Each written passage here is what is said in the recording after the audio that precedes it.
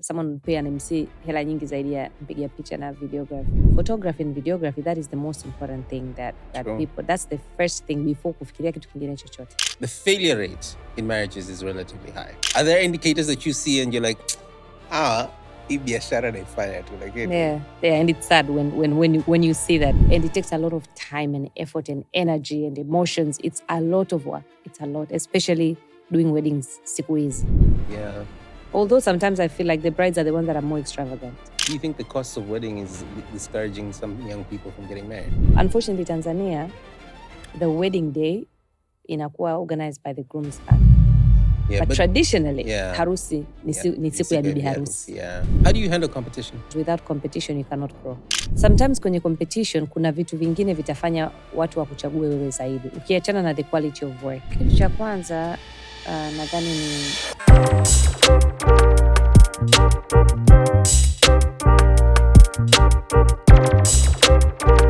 sio lazima kuwa mkali wa kitu fulani ili kuweza kukifanya hicho kitu kwa ukali. Kwa mfano, sio lazima uwe mpishi mzuri to run a successful business ya chakula, sindio? And the same way, in the creative space, you do not have to be the most creative person in the room to run a successful creative business. Episode yetu ya leo, we have living proof ya mtu ambaye kabla hajaanza hakuwa mkali, ila amefanikiwa kukifanya hichi kitu kuwa ukali.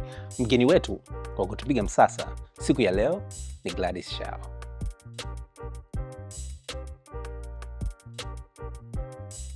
Every once in a while, tunapokea feedback kwamba podcast yetu ni ngumu kumeza.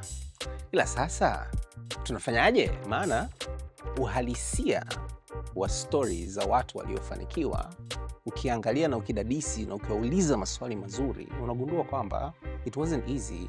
Kuna ugumu ndani yake, kuna sacrifices ndani yake. Na ndio maana tunaendelea kukukaribisha kwenye Msasa, where we talk to successful people about failure.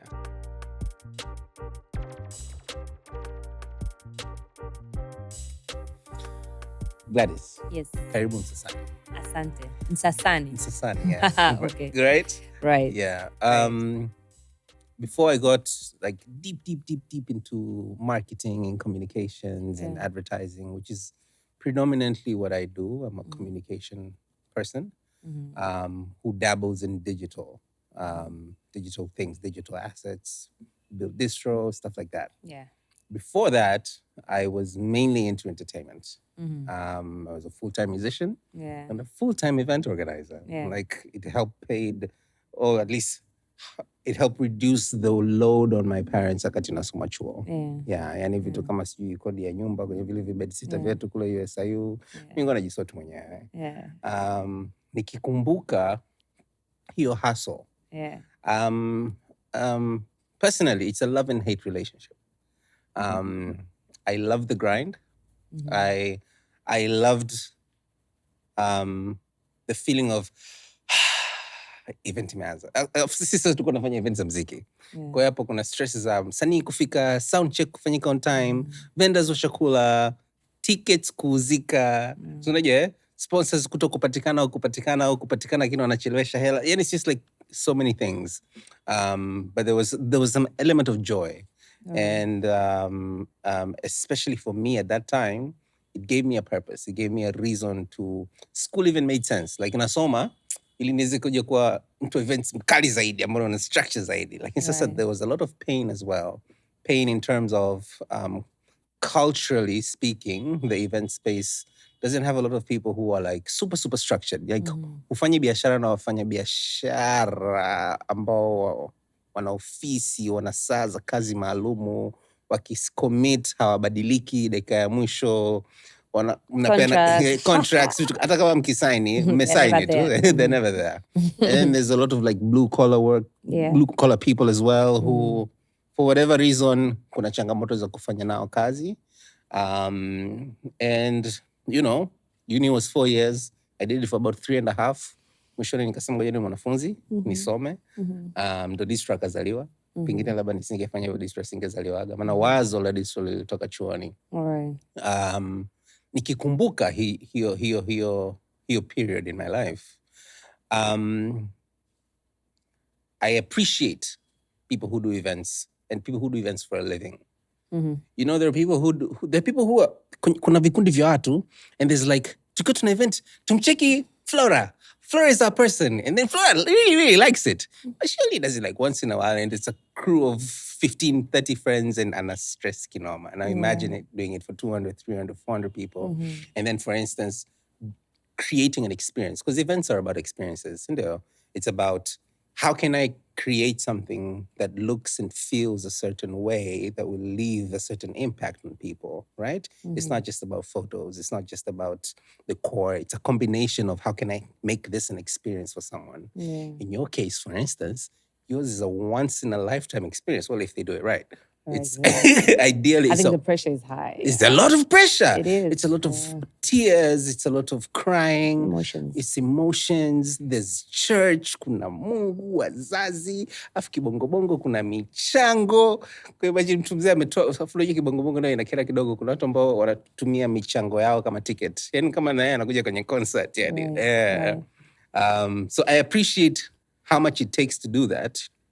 But I also secretly ask myself, why did you choose to do that? I think I'm someone who's always wanted to do things that I'm passionate about. I am not talented. This is not something that I've never been a creative. I always just knew how to dress and pretty much to carry myself. And I was athletic. I used to do sports. But that was that. When it came to coordinating things, to making things look good, that was never my thing. It was never my passion. It was never my big sister. Yeah, she's artistic. She designs, she draws, she paints. Okay. That has always been her stuff. Lakini mimi, it was not. But because I chose to do it, I decided that kwa sababu I don't think I was born to do it. I don't think I'm talented. So I put more effort in learning and always making sure that I do good because I know it's not my talent. It's not something that I think I was born with. Okay. Yeah, so I think that's what makes the difference. However, when you decide you want to do something and you just put your mind into it, excellence. I've always been someone that believes in excellence kwenye kila kitu unachofanya. So just putting all that together. Okay. Yeah. But if I mean, you say you're not talented and it's okay. It's a self-awareness thing. Yeah. And maybe you're not talented in this particular thing. Maybe you're talented in something else. Yeah. But in the realization that, okay, yeah, I'm not talented, but this is something I can do. Why was event planning and wedding planning specifically, why was that the thing that you chose to do? Because you've never been employed, not really. Yeah, not really. Yeah. Yeah. I think because, again, it's something that I enjoyed. I used to enjoy going to weddings. I was always picked to be a bridesmaid. I remember my friends used to call me a professional bridesmaid. Anyone who had a wedding, they always said, oh yeah, just call Gladys, she's going to say yes. Okay. You know, I did not mind doing that. Okay. So I think I enjoyed going to weddings. So when it came that I need to turn that into like a career, it wasn't so hard to do it because already alafu nilikuwa tayari nafahamiana na watu ambao wako kwenye hii industry. Like I knew them before getting into the industry. Yeah. Like they were my friends. They're people that are, you know, that I knew that I had met and evil. Like other planners or like decor people, MCs? MC, makeup artists, photographers, and those. Kwa hiyo, when I started, it wasn't very, very hard kwa sababu I could easily call these people. Maybe if you have a question, or please, can I have a contact of this person? This and this. And hata wao, because their brands already existing, they are known. Yeah. It was easy for them to not kama vile recommend me per se, kwa sababu pia recommending mtu ambaye ni mgeni au mtu ambaye hana experience, they have nothing to show, pia nao ni ngumu. Yeah. Lakini just them tagging or posting about my business or anything like that, it also helps. Yeah. So, yeah. Okay, do you remember your first gig? Do I remember my first gig? Oh yeah, I do. Do you know how many gigs you've done? I don't, lakini sio nyingi. People think ni nyingi. Sio nyingi. I think I remember all my brides. That's nice. Yeah. Wote. Yani wote nawakumbuka wote. Yani even if I would meet them, bump into them. Yeah. And kuna moja alisema, "Oh, hawezi kunikumbuka sasa ninepa." I'm like, "No, I remember you." And I remember I told her name, I told her when her wedding was, where we did it, you know. Yeah. So there are not many as of now. Yeah. Naweza nikawakumbuka. Because hata ikifika anniversaries, I must text them. Like, that's nice. I remember. So, sio wengi. What was the experience like doing your first one? So the first event that we ever did, I would say, that ambayo kasema labda tulifanya vizuri, it was a baby shower. It was my friend Jocelyn, her baby shower. Her husband booked us kwa sababu alikuwa, "Oh yeah, I heard you're doing events these days, this and this and this and this." And then you know, he booked without, and he never hesitated, and I'm so grateful for that. Lakini, so that was like the first social event. Lakini wedding, you differentiate between social events and weddings. Yeah. Okay. Social events don't have many things. Weddings do have many things. What's many things? Social events, they're always smaller. Okay. So like a baby shower. That baby shower was like 25 people. Okay. It wasn't many people. Okay. Yeah, that time, like, you don't even know where you get this. But again, kwa sababu ilikuwa ni mtu ambaye nafahamiana naye. Yeah. They actually loved it. And up to date, I still look at that work and I think it's cute. I think it's pretty. Okay. You know, for someone who had no idea. We didn't even know that when you're doing an event, you have to get people who would, you need to get carpenters to do this. You need to get florists to do this. You need to get watu wa kufanya street draping to do this. We had no idea. We thought like, tunaenda tu wenyewe. I don't even know what we were thinking, honestly, but like, yeah. Okay. And the first wedding? Yeah, and the first wedding, I remember I had gone to TRA to do my registrations. And then, so I was standing next to this guy. So akawa ananisikia namwambia mtu, akawa ananiuliza, "So, kampuni yako unataka kufanya nini?" And I was like, "No, nafanya events, nafanya harusi, nini." So akawa ananifanyia hizo registration. Yeah. So when I was done, this guy came and was like, "Oh, by the way, nimekusikia unasema sijui unafanya weddings and all that. I have my wedding coming up and all that. So I'd like, you know, someone could saidia, you know, to just kutafuta venues, iki na nini. And I was like, "Okay, fine, yeah, we can do it." You know, I was like, okay. But now you see, that came after my cousin's sister's wedding. Ambayo sasa yeye ya kwake ndio, like, I was, you know, there fully seeing how everything is done. Yeah. Kwamba harusi inakuwa ina hiki na hiki. So I had already some little experience from that wedding. Because you were helping the cousin sister. My cousin sister's wedding, okay. Yeah. So that guy nakumbuka akanitafuta. I was like, okay, we exchange numbers. Then we never really negotiated anything much. You know, I would charge maybe a 10% or 15% of the total budget. So that was what, you know, nothing written, nothing formal. That was that. So tukaangalia kutafuta venues, na nini. So tukafanikiwa. And then he ended up not paying me. But eventually, maybe a year later or so, akanitafutaga. And akanilipa. Okay. Okay. Alikwambia kwa nini akukulipa? No, he was just, you know, dodging. And then you remember at that time, we don't really know anything much. Yeah. There was no written or signed contract. And I remember the wedding ilinyesha sana. Yeah. I remember tulinyeshewa sana. It was just me and my cousin. Yeah. And my cousin's friend. So we were like on bajajis, you know, it rained so much, trying to, you know, move things around here and here. So akawa tayari ameshapata a few service providers. Yeah. So our job was just to like sync in everything together, just to coordinate it and make sure everything sits well. Yeah. I mean, you know, and all that. So that's what we did. Okay. Yeah. So that was that. Kwa hiyo lakini hiyo, the positive thing that came out of it is just seeing the pressure, unajua. And then from there, we were able to like meet like florists. We were able to meet a few people that do these things. So we started now recruiting a team kidogo. Yeah. Okay. So at least that's one positive thing that came out of that wedding. Okay. Yeah. And then the one after that, now I was properly paid, like for kufanya planning. Yeah. And then I was now supposed to find out wengine na nini. That was 2018. I think January harusi ilikuwa sijui or February, thereabout. Yeah. Then one thing led to the other. What is a common pain point for most clients that you've come across? Even the ones that you planned, you talked all the way into doing, and then you don't actually do something. Budget. Budget is a pain point? Yeah. Okay. Budget because wanachotamani ikiendani na mfuko wao? 99.9% of the time. The budget doesn't meet the expectations? Never. But isn't that something that can be communicated up front? And it's interesting kwa sababu a client would call au anakupigia simu and then they're like, hello, labda nahitaji Eventful. You're like, yes, hi. Nahitaji huduma. Like, okay, fine. Ila, sijui kama nitaweza bei. And I'm always like, what do you mean? How do you know? Like, why do you assume that it's going to be expensive? No, kwa sababu kazi nzuri. I'm like, so you know, you understand that Kazi something nzuri nice comes with a cost. Yeah. It's simple, you know? So how do you mitigate that usually? It's always, it's still it's still challenging until now.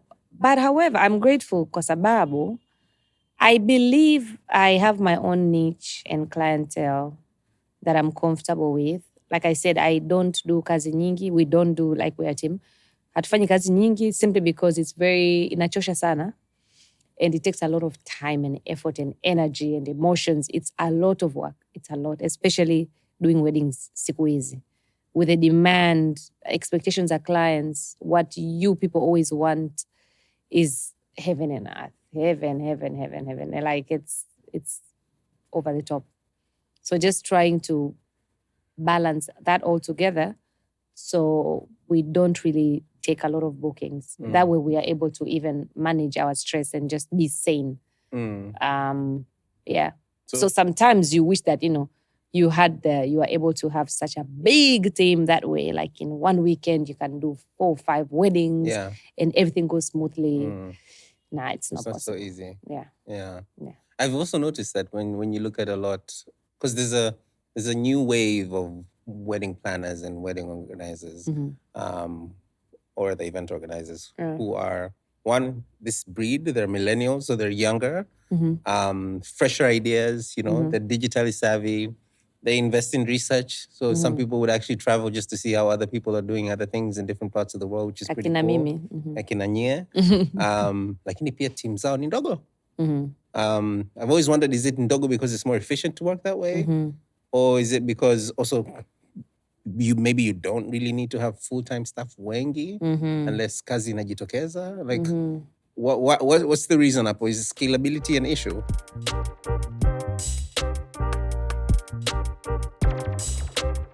Every once in a while, tunapokea feedback kwamba podcast yetu ni ngumu kumeza. Ila sasa, tunafanyaje? Maana uhalisia wa stories za watu waliofanikiwa, ukiangalia na ukidadisi na ukiwauliza maswali mazuri, unagundua kwamba it wasn't easy. Kuna ugumu ndani yake, kuna sacrifices ndani yake. Na ndio maana tunaendelea kukukaribisha kwenye MSASA, where we talk to successful people about failure. I think most of us, well, I'll talk to about myself. Bado tunajitafuta. I would say that. I've been doing this for 7 going on 8 years. Lakini bado sijajipata, I would say. Okay. Because I know exactly where I want to be and how I wish the company was, how it was, how big it was, na vitu kama hivyo. So again, because bado ni industry ambayo I think it's still growing. Kwa sababu ni kitu ambapo vitu vinabadilika kila siku. What's in this year is not what's going to be in next year. So you are constantly on like a creative marathon of always trying to think how best to do it or how, to make it better and all that. Lakini, personally kama sisi as Eventfully, kuna Eventfully na kuna Eventfully Wedding Planner. Okay. These are 2 different things. Okay. What's the difference? Eventfully, tuna pamba. Okay. We do decor. And that is a whole team of people that do that. And then Eventful Wedding Planner is me. I plan weddings. Plan coordination. Yes. So that means you can do the planning without the decor. Yeah.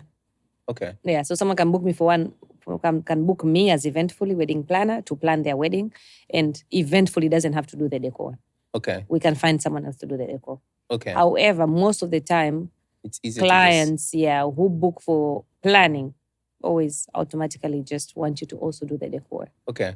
Yeah. Yeah. That's interesting, by the way. Yeah. Event planning. Yeah. Or rather wedding planning, yeah. That's interesting because that's not typically something that used to be around. Right. That's a new thought. It is. And siku zinavyozidi kwenda, it's becoming more and more popular in Tanzania these days. And it's good to see kwa sababu I believe when you have a planner kwenye harusi yako or a coordinator, things go a little bit smoother because we have that eye that mwanakamati is not going to have. You know? And harusi nyingi ambazo zinakuwa zinafanywa na wedding planners zinaenda smoother na zinakuwa zina mpangilio mzuri zaidi kwa sababu sisi we work based on experience, like on CEO experience, kwamba nilisimamia shughuli ya bamdogo nani na sasa hivi nimewekwa tena kwenye kamati ya binamu nani. You know, it's different. Yeah. So for instance, let's say somebody who's looking to get into that space, which one has a lower barrier to entry, the decor or the planning?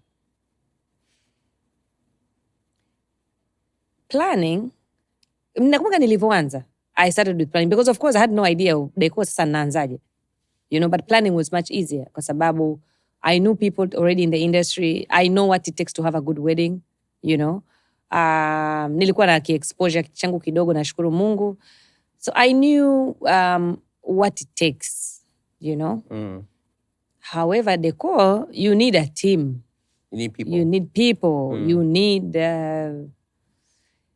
you need people, you need kujua vitu, you need to know suppliers, wapi unachukua nini, wapi unapata nini. You know, it's a lot. So when I started with wedding planning, nakumbuka nilikuwa nimekaa na this friend of mine anaitwa Gladys kama mimi, and she does rentals. So she has chairs and anafanya rentals. Akaniambia, oh no, namesake, you cannot just do planning alone. It's going to be hard kwa sababu Tanzania bado hawana hiyo, yani it's something new. Kwamba unaweza kukaa mwaka mzima umfanya kazi moja. How can you run your life with only one gig? With only one gig, you know? yeah. So we anza kupamba. I was like, kupamba how? I have no idea. I don't know how am I going. Anambia, no, utaweza. Unaingia Pinterest, unafollow page za watu wa nje huko, you know. Hivyo you get ideas. Mteja naye akija kwenye kazi, they will send you ideas what you want. Unauliza hiki na hiki, unaenda. I was like, I don't think. Anambia, no, bwana utaweza. Just I was like, yo. I was like, okay, I'll try. Yeah, so that's how. Lakini even when I was doing that, I remember I went online, nikatafuta. I was like, no, I need to go to school. Because when I was studying, I remember nilifanya kwanza research ya watu ambao tayari wako in our industry. What they are doing, what they are not doing. And then I decided to do what they were not doing. What they were not doing? Yes. Within this market? Yes. Okay. So I remember at that time, I'll mention a few things. At that time, 7 years ago, watu wote wakubwa walikuwa wanafanya hizi kazi walikuwa hata website hawana. Yeah. You know? So I opened a website before even having my first job. Picha walizokuwa wanapiga kwenye kupost on social media, picha tu za simu kawaida. I was like, hata kama nikifanya kibirthday cha watoto, I'm going to make sure that I have a professional camera. I could not afford at that time. Yeah. But I knew Slide Vision, Michael, Mlingwa, MX. I was like, Mshikaji, you're my friend. I've started doing this and this. I do not have money to pay you. But every time I have an event, please nitumie one of your boys because you have a team. Yeah. And I can be paying for their fuel. Please, nakuomba. And then you never know, I can get a gig and then I pass that to you as well. Tukakubaliana and he was okay. So again, when I was starting, I had a few people ambao walinisaidia in ways that, you know, I cannot be able to pay them, you know. So Michael is definitely one of those guys. Kwa hiyo sasa picha zangu zikawa kwenye page zote ni za professionally done. So hata mtu akiingia kwenye page anaona okay, huyu mtu hajafanya kazi nyingi lakini it looks nice. Yeah. You know? So that was that. And then I made sure I was on all platforms. Watu wakoga to Instagram. I made sure I was on Twitter, I was on LinkedIn, I was on Snapchat, I was on kila kitu, Facebook, everywhere. So that plus having a website made it easier for someone to search and find me on Google. Okay. Yeah. So hiyo pia kasaidia. Again, being certified. Nikafanya kitu search changu and people had not really gone to school for this. You know, I was like, okay, I'm going to go to school. Okay. So I went online, I searched for the best wedding school in Africa. Ikaja the SA School of Weddings. I remember nikasave vila vyangu and then I went. How long is that program? It was like a 3 weeks program So at that time. Program. Yeah, lakini it was not... nilienda a couple of times to do different courses. So I did wedding planning and then nikafanya luxury decor and styling. Yeah. So different times. Kwa hiyo nikasema now sina miaka mingi ya experience, but I have a website, I'm on all social media, picha zangu ni nzuri, and I have a certificate. So these 4 would make people book me hata kama sijakaa kwenye industry zaidi ya mwaka. Because it makes you believable. Yes, it makes you believable. So that's how I started. Yeah, and I think that, kwa sababu kuna watu wengine they would just book simply because wanaona umesoma. You know, and of course at that time I didn't even have an office or anything like to be able to hang my certificate. But I think student posting Instagram or something. But like, nika add pia kwenye bio. Yeah, and then after that, every other person who did not even go to school started saying they were certified, and I was just there like,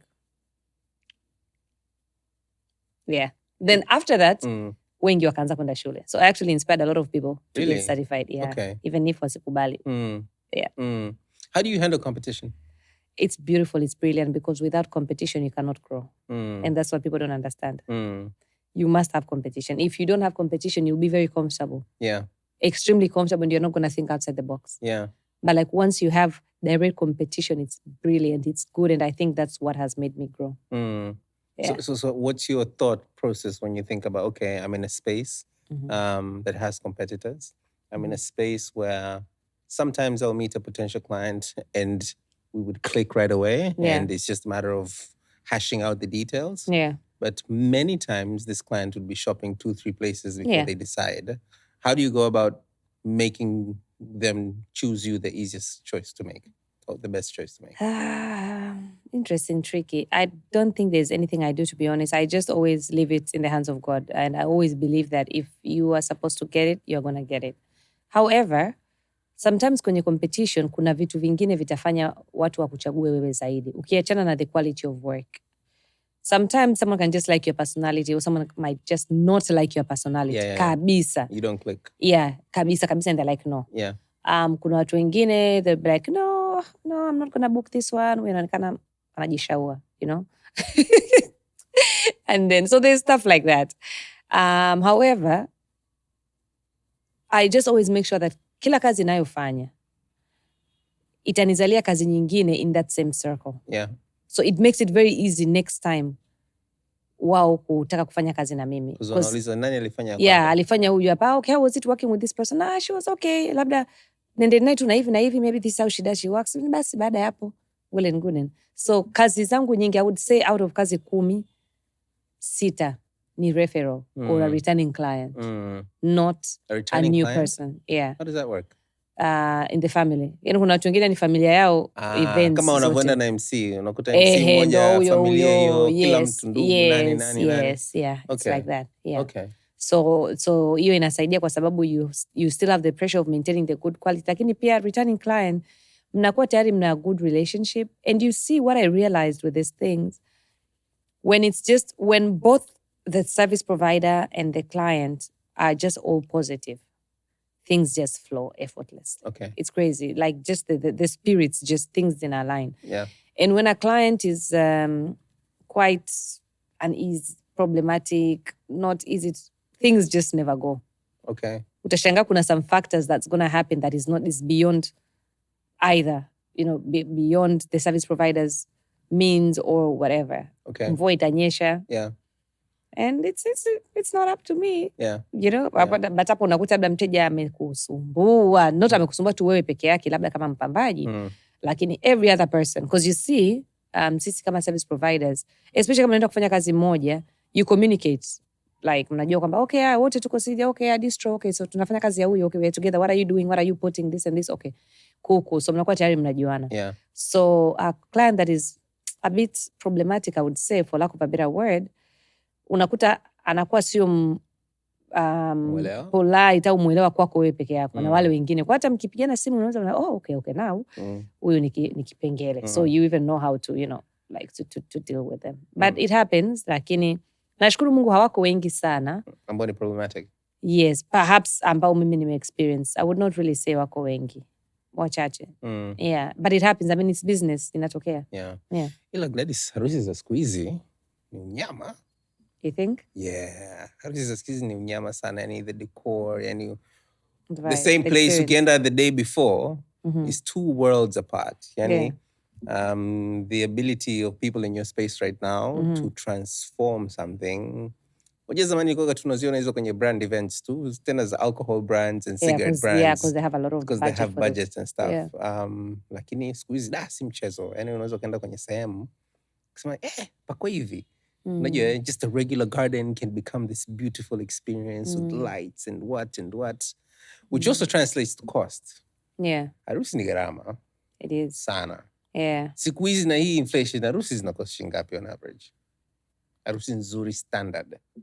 Inategemea na the word standard is relative. Standard as per Gladys' standard.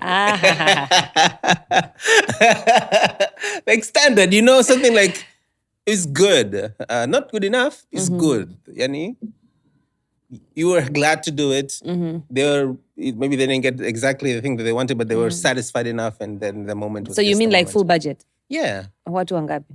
Like what? On average, harusi nyingine watu ngapi? 200 to 400 people? Or is it more like 3? Tuweke 300-400. 300-400, yeah? Yeah. 100 million.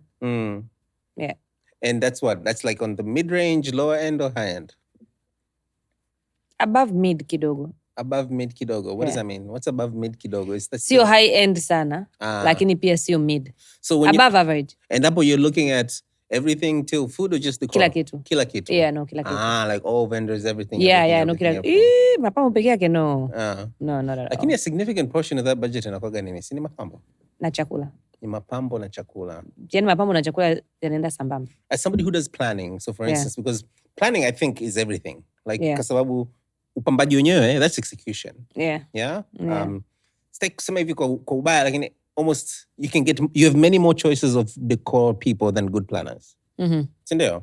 So in the planning aspect of things now, let's say when you're consulting someone, a client, a friend, whatever, how do you get them to estimate their budget?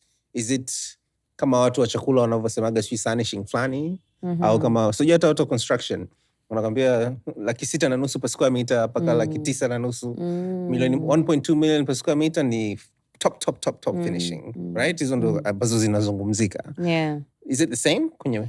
For decor sidhani, hapana. However, kuna wengine ambao wao they have packages. Kwamba kati ya watu hawa mpaka hawa ni kiasi fulani, watu hawa mpaka hawa kiasi fulani. Lakini for me and majority of kwa sababu uzuri in our industry, as much as it's very competitive kama sisi, lakini you'd be surprised kama I'm not gonna say any names, but like we even have like groups of yani direct competitors kabisa. Yeah. And you have a group. Yeah. We're like all in one group. And wateja wetu ndo wao. So inakuwa ni ngumu kusema kwamba you would have like packages. So we don't. Kwa hata mengine mnaweza mkadiscuss, guys, so there's this and this and this. What's your take on you guys? We're like, okay, guys, no, maybe we can't do this. Okay, personally even. And most of the time, again, perhaps kwa sababu wateja wetu labda pia ni wale. So unakuta mteja anatoka kwa huyu hapa and then anakuja kwangu. And sometimes we discuss, oh yeah, I spoke to this person. Bwana wewe malizana naye. Simtaki huyo or something. Or maybe I'm booked or something like that. So like pricing pia zinakuwa hazitofautiani kivile kisana kwa sababu what people don't understand is the profit margin pay is not as much as how people think. So when someone ukimwambia labda unapamba milioni 30 kwa mfano, they would think wewe kwenye hiyo 30, but you might not even get 10% of that as your profit. Your margins are less than 10%. Like you might not even get 10% out of the 30 as my profit. So your margins are less than 10%? Sometimes. Yeah. On average, what are your margins?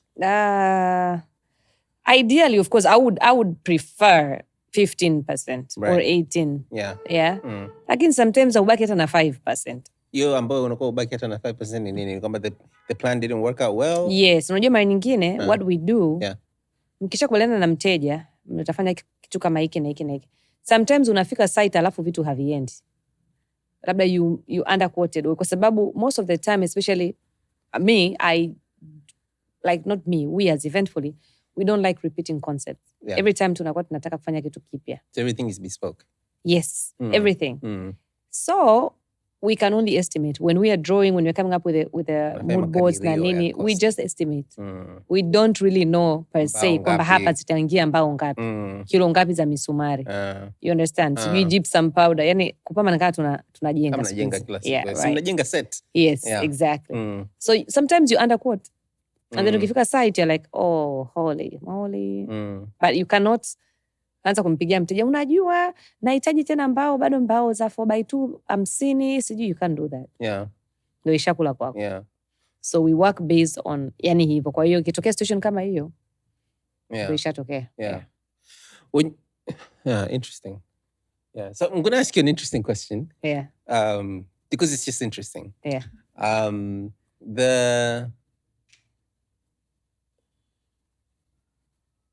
The failure rate in marriages is relatively high. Yeah. As somebody who, yeah, it gets me very, very. Yeah. Because people spend a lot in weddings. People spend a lot in weddings. A lot. Yeah. So, for instance, as somebody who now organizes these things for a living, you get to interact with these people. Wewe kama mshauri, an advisor, also mpambaji, we're relevant both. Yeah. Are there indicators that you see and you're like, hii biashara naifanya tu, like, yeah. Yeah, and it's sad when you see that. When you see it? Kwanzia mtu anakuja ofisini, their chemistry and everything. What do you see? What are the indicators that can, because you're not going to mention any names, but what are the indicators? What they argue about, what they argue over during the planning. Yeah, and you're like... Confano? So yeah, so from the beginning, unaona tu pale like, okay, you guys are not supposed to be arguing because of this, because of color, or because of sitting style, or because nani akae high table, nani asikae high table. Lakini Gladys, it's a wedding. What's petty in a wedding? Isn't everything important in a wedding? No, it is, but then I mean petty in the sense that vitu kama hivyo, you're supposed to like, babe, that's what you want? Okay, it's fine. It's not a big deal. You get what I mean? Like where people sit, that's not going to change how your marriage is going to go. That's true. You get what I mean? Yeah. The color of the wedding is not going to change how your marriage or how many kids God is going to bless you with. It's not going to change. Do men argue about color? Sometimes. Sasa unakuta kwamba it's not just, yani hiyo color inakuwa tu ni just because. Lakini unaona kabisa ni watu ambao wanapenda kubishana. Sila ndo mapenzi yao. They like friction. Right, but like those are like not good signs. I mean, I don't know. And then sometimes family, unakuta, unfortunately Tanzania, the wedding day inakuwa organized by the groom's family. Yeah. Unfortunately. Especially kama kuna planner. Exactly. Hata kama kuna funds are raised by the groom's family. So most of the time, bibi harusi is just making an appearance. Yeah, but traditionally, harusi ni siku ya bibi harusi. Yeah.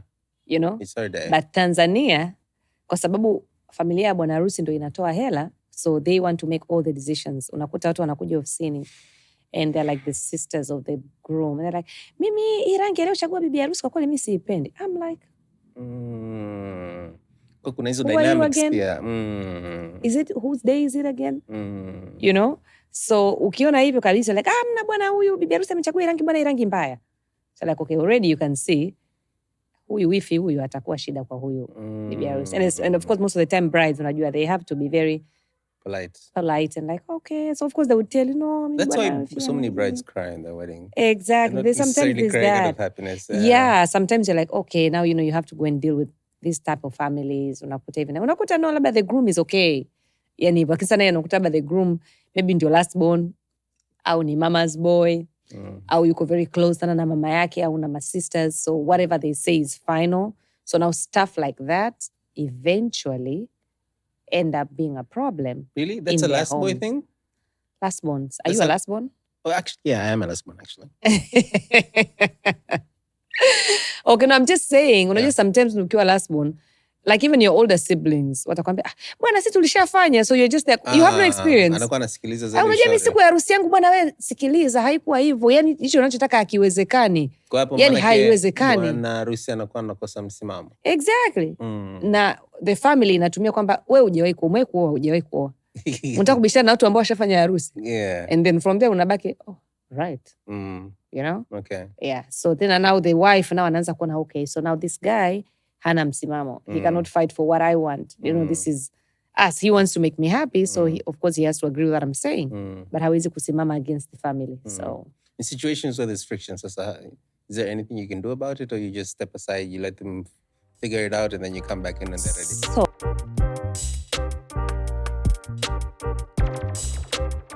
every once in a while tunapokea feedback kwamba podcast yetu ni ngumu kumeza, ila sasa tunafanyaje? Maana uhalisia wa stories za watu waliofanikiwa ukiangalia na ukidadisi na ukiwauliza maswali mazuri, unagundua kwamba it wasn't easy. Kuna ugumu ndani yake, kuna sacrifices ndani yake, na ndio maana tunaendelea kukukaribisha kwenye MSASA, where we talk to successful people about failure. What I normally do kwenye petty things kama hivyo, vitu vya rangi au sio how I want you ni nini, I always make sure that I talk to the bride. Okay. Whether they don't include her, they don't. There's a way I always find out kuweza kuongea na bibi harusi. What do you want? How do you want it? Labda this and this has happened. Au sometimes kwambia no, badilisha hivi na hivi na hivi. I'm like no, that's not what the bride wanted. I don't want to make her side. She's going to be the one kule mbele. She's going to be the one to say Eventful aliharibu harusi yetu, harusi yangu, you know, vitu kama hivi na nini. So sometimes I try to balance it out. Au labda naongea naye na mshauri, you know what, there's this and this. I would give her I just try to calm her down, just to make her know that, you know what, it's fine. You know, like I don't want, kwa sababu at the end of the day pia, if I also don't do what the wanakamatis want most of the time, but I thank God I never have to deal with them a lot, but sometimes inatokea. Yeah. So inatokea hivyo. Kwa hiyo yeah, it's sad that these things happen. Lakini, however, it's one of those things. I'm a very spiritual person. Okay. So I pray for my clients. I celebrate that out of the 7 years ambazo nimefanya harusi, maybe 1 or at most 2 separations ambazo nakuwa nimezisikia. That's a very low rate compared to kuna watu wengine planners mnakaa mnaongea, mtu anakuambia ni katika harusi 10 nilizofanya watu 7 wameshaachana. You know? So kwetu sisi Eventfully that rate is low, and I like making such a big deal out of it. Kwa sababu it's good. I mean, these things zina cost hela nyingi sana. It's supposed to be a celebration. Yeah, so when you hear after a few months au watu wajamaliza hata mwaka, miaka miwili, watu washaachana, you're like, oh. You know, it's not a good thing. Do you think the cost of wedding is discouraging some young people from getting married? I think perhaps, lakini uzuri kwa sababu si wa Tanzania tuna hii issue ya kuchangiana. Pia labda sometimes inasaidia kila mtu kuweza kupata a decent wedding. Yeah. Yeah. Although sometimes I feel like the brides are the ones that are more extravagant. Well, I guess. Kwa sababu si ni wanawake. Well, it's also their day. I mean, they're not going to... Yeah. No, extravagant in the sense that unaweza kukuta that cup and this cup, it's almost the same thing. It's going to do the same purpose. Yeah. Hapa kwenye kipindi tutatumia maji kunywa. Yeah. And that's it. But like someone would still want kitu kinafanya the same purpose. Same purpose. But fancy, like just for a day. Stylish. Yeah, something that's maybe going to be like 10 times more, simply because hiki hapa kimenunuliwa a certain supermarket, hiki hapa kimenunuliwa by the roadside. You see how it doesn't make sense? Yeah, so a lot of brides have that. As somebody who does this again for a living, what are you more a fan of? Are you a fan of big, extravagant weddings or small, intimate ones? Small, intimate or somewhere ones. In the middle. What's small, intimate? Less than 100 people? Less than 50 people? 100 max. 100 max? Yeah. Yeah? Yeah. Why? The wedding day is supposed to be very intimate. It's supposed to be when you walk into the room, you know everybody. But siku hizi kwa sababu mbona kuchangiana na kila mmoja, mimi nilifanya shule ya mwanangu hivi, unaingia kwenye send off and you cannot even count up to 10 people that you know in there. Wote ni marafiki wa baba na mama. You know, and they say it's their day. So personally, I'm not a fan of that. Yeah. And if you ever hear I'm getting married, it's not gonna have watu wengi sana kama tunavyofanya. Unafanya to destination, you make it difficult for people to go. You are right. Just make it difficult. And it doesn't even have to be that far. Yeah. Just make it inconvenient. Inconvenient. That's why you did that. Well, yeah. Okay. Gotcha. Just make it inconvenient. And like, yeah, the ones that matter, the ones that actually love you and they will come. Yeah, and of course you also tell them in advance, so it's Of not course. too inconvenient. Yeah. But it's mostly inconvenient. Right. Yeah. Right. Okay. Knowing everything you know about event planning and business and the infrastructure and figuring out vendor logistics, client relationships, ambazo kwa mfano wewe, you have a client, but the client has parents and nephews and wifis and kakas. What's something you know about event planning now, that you wish you knew 7 years ago?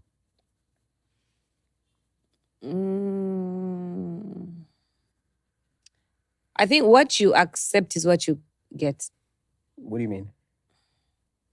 For instance, the way Eventful is run, the way it is, we've really based our brand with customer trust, in the sense that when we do events, when we accept kufanya kazi ya mtu, especially harusi, we barely have wanakamati kuja kutusimamia, almost close to never, because that's how it's always been. That's how, when I was starting, like, I made sure to do that. Kwa sababu wanakamati, most of the time they're problematic. Most of the time. They would come there, they'd have no idea umeongea nini na wahusika. They have no idea what you were told to do, what you agreed, what you quoted for. You get it? They have no idea.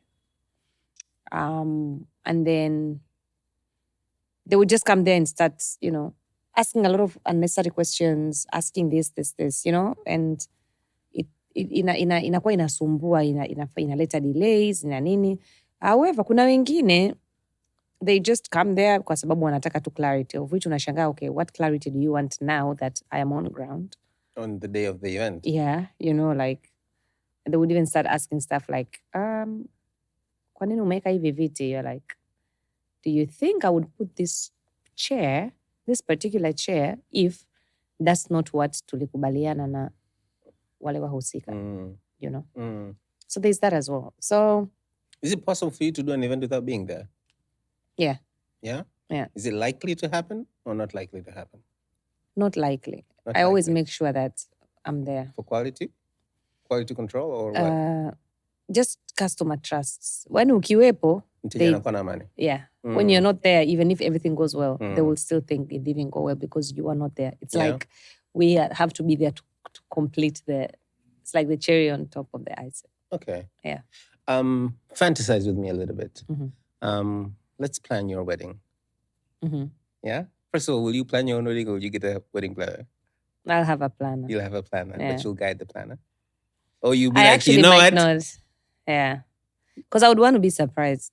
You want to be surprised? Yeah. How can you be surprised by a plan? I It's think a plan, I would what's the just surprise? tell them maybe the color scheme, maybe the type of vibe I want to go for, and then just let them do it. Because anyone that I'm going to hire to plan my wedding, You already know their work. no, they would not want to do a bad job because Okay, it's a 'cause- wedding planner's wedding. Okay, that's what you mean. You understand? Yeah. So they will give it their all. They will go away and beyond. Okay. They will, yeah. Okay. I actually think it would be very easy. Okay. Other than changamoto za familia na michango, finances, however they're raised, michango, mfukoni, whatever, what makes a good wedding? Or what are the things that can break a potentially good wedding? What makes a good wedding, I think, is A good wedding day, actually. good wedding day. Yeah, because wedding is I think it's the mood of the couple, to be honest. the mood of the couple. Yeah, Uh-huh. yeah. Alafu, when it comes to, I think, yani watu wengi tu wawe on the same page to avoid maneno, to avoid misunderstandings and miscommunication. By watu wengi, you're referring to the vendors? You're referring to... Yeah, for wana na instance, biharusi? when you have, let's say, couple labda ilitaka indoor and then wanakamati wakataka outdoor. So already, so making sure kwamba a lot, kwa sababu at the end of the day, hawa wanakamati ndio wanakaa kusimamia michango, kuhamasisha watu na nini. So they are important. Yeah, Personally, I'm not a fan of them. Mm-mm. Yeah, and I don't even sifichi. But wana mchango wao mkubwa sana kwenye shughuli zetu especially za Tanzania. Kwa sababu tuna rely on michango. And they are the ones who can be able to push. Kufuatilia na nini na vitu kama hivyo. So when you just make sure tu kwamba most plans are accepted by both the couple and wanakamati. It makes it easier. When it's just the couple ndo kila kitu wamechagua wao, na of course most of the time unajua wazazi wanaongeaga na watoto wao na labda wanakubaliana na vitu ambavyo watoto wao wanataka, lakini nyuma ya pazia kwa sababu kuna wanakamati, they don't want to feel like so wanaambia watoto me I'm okay with what you guys want. Lakini sasa unajua wale kule, remember they're the ones that are seated there, wanahamasisha michango na nini. I don't want it to be like, wewe kwa nini mtoto anakuendesha? Kwa nini mtoto afanye unachotaka wewe, mtoto afanye tunachotaka sisi. So at least when watu wote wako on the same page, inasaidia just positivity. And so planning is everything basically. Yeah. And on the day itself? On the day itself, I would say what makes of course weather. What makes a good wedding day? Weather is everything. Especially for an outdoor or even if it's indoors? Hata indoor, unajua mvua ikiwa inanyesha inaleta foleni. Watu watachelewa kufika ukumbini. Kuna wengine the mood is just going to be off. You know? So there's that. So perfect weather inasaidia kufanya siku ya harusi iwe nzuri. Alafu just kupangilia vitu mapema. Don't do last minute things, changes na nini. Alafu there's this thing ambayo tunayo Tanzania, it's a very bad habit, and I really wish people would, last minute additional guests. Mtu umeambiwa labda umepledge utachanga. Alafu unasubiri mpaka dakika ya mwisho to do that. You already know utatoa hiyo hela. Like how about just remove it mapema? Because it helps a lot. Inasaidia sana kwenye planning. Unakuta floor plan ile nzima, unakuta the week to the wedding. 3 days to the wedding. Umeshaagiza maua, mmeshalipia viti, kila kitu the exact number, kila kitu mmesha print vitu, kama ni menu, because everything has been done. And then out of nowhere unaambiwa tu uongeze watu 100. Like, 100 people, that's a whole wedding. Like kuna harusi za watu zina watu 100. How many people is your wedding? 120. Yeah, exactly. You see, so there's kwa hiyo unaposema mtu ongeze watu 100, that's more tables, lazima nianze tena kukaa kuchora floor plan mpya. And they don't see these things. Unajua hapo na nini kama wanakuwa wanajisikia vibaya kwa sababu wanaendelea kupokea michango. Unakuta mtu sasa hawezi kukataa ule mchango. Mtu anakamata tunasema kabisa deadline ya kupokea mchango maybe 2 weeks to the wedding. No more. They need to do that ili waweze communicate na service providers, wapishe. Hata mpisha ina shida sana sana décor na printing, vitu vya kuprint. Kuna kadi zile, kuna any stuff that is item by item. You understand? So when people do these last minute things, yani inakuwa and then hiyo sasa inaanza kufanya sasa event planner au mpambaji kuanza kugombana na wanakamati. Then at the end of the day, it's not really issue ya wanakamati. Unakuta wao wenyewe maybe their hands are tied, wanashindwa kuwakatalia watu michango. Yes. Kwamba mbona nilichanga, nilishatuma hela, mbona sijapata kadi? Kwa hiyo matatizo. Baada ya hapo watu wanagombana. Mimi nilichanga nakwambia, sikupewa kadi. Like, okay, ulichanga lini? Ungechanga mapema, ungeweza kupewa hiyo kadi. You know? So there is that. Kwa I think what Tanzania, it's high time that if you've committed and you want to actually attend someone's wedding, please be committed. Yani don't do it like kama vile ni concert. You're not buying a ticket kwenda kuattend shughuli kwamba unanunua leo kesho unaingia. No, these things have plans. Yani, you know? And they do, a lot of people do treat it like a ticket. Yeah, and it's not. Like, if you don't want to participate, just don't participate. Yani, don't inconvenience. Sababu ina inconvenience watu wengi sana. You know, inafanya hata mtu dakika ya mwisho, then you have to do substandard. Unakuta certain tables unazipamba a certain way, and then certain tables you don't. Exactly, which it's no. As an event organizer, you can't say no. Sometimes we do say no, but then sometimes it's hard because again, that's why I really wish majority of the clients would be people ambao wanaelewa professionalism, wanaelewa that, you know what, these things have an effect. They have, you know, the cons to it. So yeah. A good MC, how critical is that? Because they set the pace for the vibe, you know. Although they squeeze, inaona kama vile harusi zote zinafanana. Sio squeeze, kwa muda mrefu kiasi. There's no like There's no customization. Yani Paka uende kwenye harusi mmoja ukasema okay, leo sijaboreka au okay, this was different. It's very, very rare. Yeah, it is. It is. I hope that is something that wao wenyewe, kwa sababu they are the ones who have to bring the change. Sometimes I talk to them and I'll be like, unakuta mtu ameenda kwa shughuli and unamjua huyo MC and you'd message like, bana, why are you, this and this. I'm like, no, that's what the client wants. That's what they, So mara nyingine inakuwa ngumu kuweza pia kuwa convince because pia ukimkosea mteja wako they'll be like, yule MC kwanza hasikilizi. Ukimwambia hivi ameamua amefanya kitu chake kingine. However, na kuna wengine ambao hawasikilizi hata even the positive stuff. There's an experience that I had recently this year. I'm not going to mention any names. And the bride's mother was very, very angry because what we had spoken to the MC, what we were going to do, how we wanted the ratiba is, he went and did completely different. He did his own thing. His own thing from the beginning to the end. It was so he was so dictating annoying. it. Was crazy. It was really, and that just removed, the whole mood ikabadilika, ikaharibika, you know. And so kuna vitu kama hivyo pia. Because pia sometimes unakuwa wamekariri kwamba shughuli inafaa iende hivi. Kwamba hairuhusiwi kufanya hivi na hivi. Kawaida huwa mtu anatambulishwa hivi na hivi. Who set these rules? Somebody. Exactly. Havijaandikwa popote, ni mazoea. Exactly. Tumeona huku wafika hiki. Exactly. Who said we must have sidekicks? Sio lazima kuwa na sidekicks. You don't have to. And then the sidekicks tunaenda tunawapa wazazi. Most of the time wazazi ni watu wazima. You're giving them sugar. Yeah, you're just giving them extra diabetes. Like who even, most of the time even wazee zile keki, so kuna vitu flani hivi like who said send off inakuwa Thursday? Even why is it Thursday? I don't know. Someone just decided.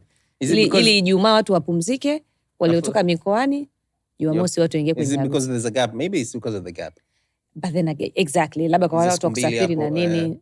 So I don't know, again, hivi vitu kuna na mambo ya kanisani pia. Sometimes people just create things. Lakini amna kanisani. Things can be changed to match up to, kuendana na the way shughuli, kuendana na wakati, kuendana na msimu, kuendana na the crowd. But Watanzania sidhani kama ni watu ambao tunakubaliki sana mabadiliko. Nadhani pia tunaogopa mabadiliko. Yeah, we are quite scared. Tunaogopa. Na hasa mabadiliko ambayo yana mikono ya watu wengi. Because now then it's not just about you, it's about others as well. It's about baba, mama, ndugu na kadhalika. Right. Yeah. Mshikaji ambayo ulikutana naye when you're coming in, he told me something very interesting. So he's getting married soon. And they're going to do the wedding on Saturday, but they're going to do the ceremony event on reception on night. Ceremony inafanyika Saturday, no, so reception Sunday. Reception Sunday. Right. Yeah. Why? Because a lot of his friends are actually MCs. So Jumamosi na wao wanakuwa kwa mzigoni kwa asilimia kubwa. So he wants a lot of his friends to be able to come to his thing kwa ameisogeza mbele, which is dope, I think, because that's a personal, kwamba nafanya kitu ambacho kinaendana na mimi na matakwa yangu na mahitaji yangu, which is not easy to do. Plus Watanzania tunaga tabia kwenda kanisani. So tunakuja kwa ajili ya nusu. Yeah, people just come for that. People come for the food and the drink. Watanzania wa Kristo, that is. I mean, kuna wao Islam. Yeah. And then they look at the unless hivyo Sabato na wale. Jumapili. Sabato ni Sunday. Hivyo nadhani kuna dini ambayo they're the big spenders kwenye harusi. Is it a dini thing or is it just a person tastes and uwezo wao? I've never really thought about it, to be honest. Kwa sababu unajua for Muslims, initially, they are not supposed to have ni ndoa tu ile msikitini and I think the guy anaenda nyumbani hivyo, then it's done. Labda shughuli tu kidogo ya wanawake hivyo. Lakini I think squeeze with social media and the hype and everything, so people just decide to, Because someone is telling me Indian weddings are the biggest weddings, like the best clients for wedding gigs are Indian. I think kwa sababu events zao pia ni nyingi. The series towards the wedding day itself. Yeah. Kwa unapata kazi nyingi within one go. I think so. Okay. Yeah. Okay. So Gladys, we have a segment in the show called Nje ya Boxi. And kwenye Nje ya Boxi, what we do is we kind of zoom in on a very specific topic. Yeah. Why? Well, the podcast is called MSASA. Yeah. The reason it's called MSASA, unakumbuka shuleni, high school especially, ukiwa mitihani ikiwa inakaribia, you go and sit with a smart kid afu anakupiga msasa. Or the same way a carpenter anatumia sandwood to make the thing smooth kama anapigisha polish. The whole essence of the show is that wengine ambao tunapata nafasi ya kuzungumza nao kama wewe leo, msikilizaji aweze kujifunza kitu ambacho kinaweza kikamsaidia kufanya maamuzi bora zaidi, either binafsi or for people around them and the people that they care about. So kwenye Nje Boxi leo tumeongea vitu vingi about planning, about coordination, but also you've spoken a lot about the interconnected relationships that exist. Directly and indirectly, and how all of these play a factor into a beautiful day. Yeah, a beautiful day, a beautiful event, a peaceful event ambayo haina maugomvi. Tushaona harusi kibao mzee, watu wanapigana huko na hata sio mtungi, ni maelewano tu hayajaelewana. In the context of now planning a wedding, wedding bwana, mwisho siku bado kuna gharama, lakini kuna gharama na kuna vipengele. Sawa, vipengele ni vingi sana. In your experience, kama budget is an issue, because if budget is not an issue, then it doesn't matter. Yeah. Lakini kama budget is an issue, ni vitu gani ambavyo mtu anapoandaa au anapofikiria kuoa au kuoa zaidi, I guess, na our cultures, ndio, mtu anapofikiria kuoa asiwe mbaili navyo vipengele hivi, afu vipengele flani, maybe that you can have a little bit more flexibility because of the nature of the event and what it's supposed to mean. Kitu cha kwanza nadhani ni photography and videography. Okay. That is the most important thing that I never understand why people would compromise on that. That's the only thing that's going to remain after the wedding. Chakula kitalika. You can have food in your house. Yeah, ni ukienda kwenye harusi ya mtu ujala ujashiba, rudi nyumbani kwako kukula. That's true. You know what I mean? Like ujanywa pombe za kutosha, nenda baa unywe, pita supermarket nunua pombe zako ukanywe. But photography and videography, that is the most important thing that people, that's the first thing before kufikiria kitu kingine chochote. You can have the most expensive MC, and then interesting part is these days someone would pay an MC hela nyingi zaidi ya mpiga picha na videography, and I'm always like, it's ridiculous, isn't it? No disrespect to MCs, but exactly, you don't have post-production, you don't have pre-production, you didn't do pre-MCing. And the photographer akiingia mitini siku ya shughuli, you guys are gonna get stretched. Lakini MC, again. Yeah, let's be careful again. Exactly. Yeah. So I think photography is very, very important. Yeah. Kingine, the look, especially a bibi harusi. The wedding gown, the decor, makeup, I did the decor. Hair. I said decor and then I did this. Clearly, I don't do makeup. Yeah, and then I would also talk about the rings.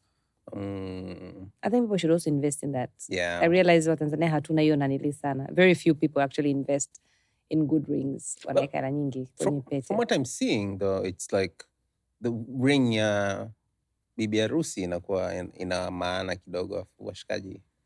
It's the same thing kwa sababu it's a pair. It has to match. Like ya kwake ikiwa nzuri ya bwana harusi pia lazima iwe nzuri. Yeah. You cannot have a bibi harusi nzuri ya bwana harusi sio nzuri. Simply because you're trying to save money, no. Okay. Exactly. But anyway, that's my personal soul. Photography is very important. Yeah. The look bibi harusi lazima apendeze. The rings, alafu the look ya bwana harusi comes after that. Really? Okay. No, I think it's not hard kumpendezesha bwana harusi. Yeah. Yeah. I mean, it's just a suit. Yeah, it's and shoes. But in good shoes. That's it. Yeah. But bibi harusi ana vitu vingi sana. You know?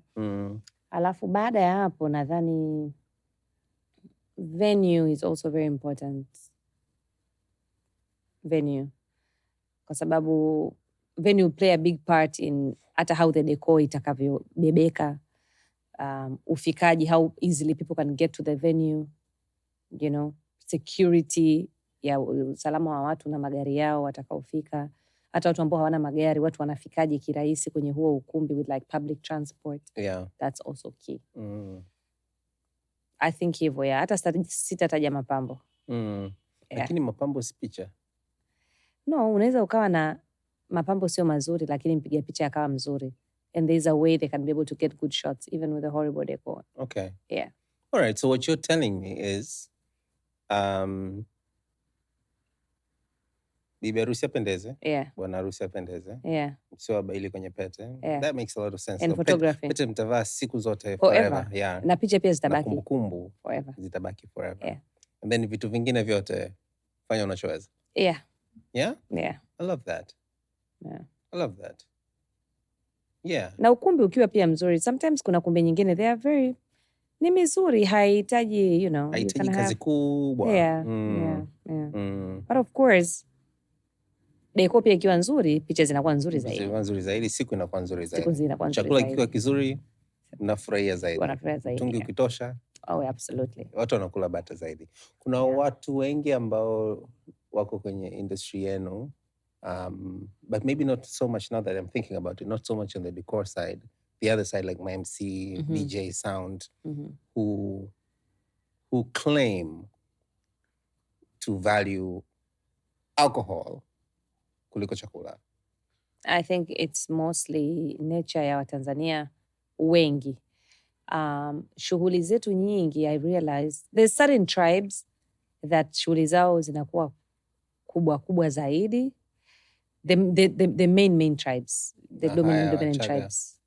The what? Of course, the main tribes, the dominant tribes. Okay. Yeah, so kwa sababu wao ndio pia wanafanya shughuli. Kuna some tribes ambazo hawafanyagi shughuli sana. Hata wakifanya za kwao sio kubwa sana, hazina vitu vingi sana. Yeah.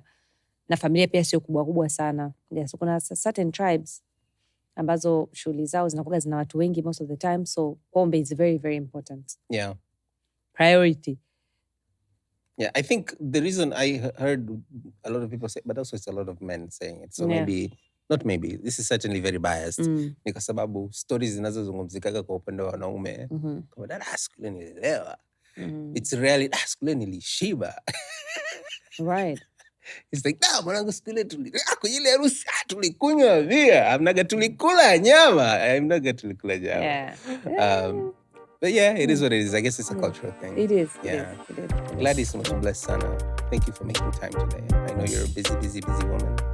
Karibu tena MSASA. Thank you. Every once in a while, tunapokea feedback kwamba podcast yetu ni ngumu kumeza. Ila sasa, tunafanyaje? Maana uhalisia wa stories za watu waliofanikiwa, ukiangalia na ukidadisi na ukiwauliza maswali mazuri, unagundua kwamba it wasn't easy. Kuna ugumu ndani yake, kuna sacrifices ndani yake. Na ndio maana tunaendelea kukukaribisha kwenye MSASA, where we talk to successful people about failure.